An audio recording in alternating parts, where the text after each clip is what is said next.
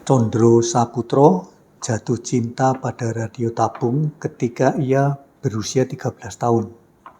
Tetangganya mempunyai radio merek Eres Jericho, keluaran tahun 1927. Ia kerap ikut mendengarkan musik serta siaran lewat radio tetangganya itu. Andaikan ayah saya mempunyai radio macam itu, betapa senang hati saya, kata Condro berangan-angan. Angan-angan ini tak mungkin kesampaian, karena ayah Condro hanyalah pedagang yang penghasilannya pas-pasan. Setamat Lagre School atau SD, Condro ingin masuk sekolah teknik. Keinginan ini juga tak terpenuhi. Ayahnya tak kuat membayar uang sekolah yang 18 gulden per bulan. Akhirnya ia masuk ke sekolah dagang, di mana uang sekolahnya per bulan hanya 3,5 gulden. Belum tamat, sekolahnya sudah ditutup karena masuknya Jepang. Condro lalu kursus montir radio di Bintaran. Profesi montir ini ditekuninya sampai sekarang. Kini Condro berusia 75 tahun dan 50 tahun lamanya ia bekerja non-stop sebagai tukang servis radio tabung. Condro Saputro adalah seorang keturunan Tionghoa yang tinggal di Yogyakarta. Tapi bagi Condro sudah tidak dipersoalan lagi. Ia selalu berbahasa Jawa, bahkan bahasa keramanya sangat halus. Saya bersyukur boleh lahir di Indonesia.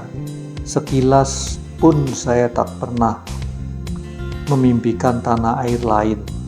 Khususnya saya berterima kasih pada Sri Sultan karena saya boleh tinggal di tanahnya, kata Condro. Persahabatan Condro dengan teman-temannya seperti persahabatan Acong, Sitorus, dan Joko yang di iklan televisi.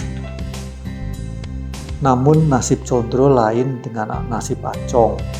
Acong sukses dan kaya, sedangkan Condro tetap terbata-bata dan hidupnya selalu nyaris kekurangan. Menurut Condro, untuk menghadapi krisis, orang harus berani berpikir dan melihat secara positif. Sekarang kita berada di dalam krisis, tapi harap diingat, zaman Republik, zaman kemerdekaan sampai sekarang ini jauh lebih enak daripada zaman Belanda, apalagi zaman Jepang. Jadi dibanding dengan dulu, kita mempunyai modal berangkat yang lebih menguntungkan. Maka janganlah modal ini disia-siakan. Selain itu, kata Condro, waar een wil is een weg. Di mana ada kemauan, di situ ada jalan. Condro sendiri pernah membuktikan kebenaran kata-kata itu. Putus sekolah, ia bekerja sebagai penagih rekening dokter. Ia menabung gajinya untuk membayar kursus radio. Sejak itu, ia tak pernah lagi menyerah. Asal ada kemauan, selalu akan menemukan jalan untuk menyambung hidupnya. Condro Saputro hanyalah tukang, tapi ia bekerja bagaikan seniman. Ia memberikan dirinya sepenuh hati. Diperlakukannya radio rusak bagaikan barang hidup. Ia puas, tentu bukan hanya karena ia berhasil membetulkan radio, tapi lebih-lebih karena ia merasa telah benar-benar bekerja, tidak menipu diri dan langganannya. Sesungguhnya bukan pekerjaan mereparasi radio sendiri, melainkan kejujuran dan kesungguhan itu yang membuatnya bahagia hidupnya. Pelanggannya pun selalu puas terhadap pelayanannya. Kisah Condro Saputro ini dimuat di Harian Kompas Senin 21 September 1998 dengan judul Ada Kemauan, Ada Jalan.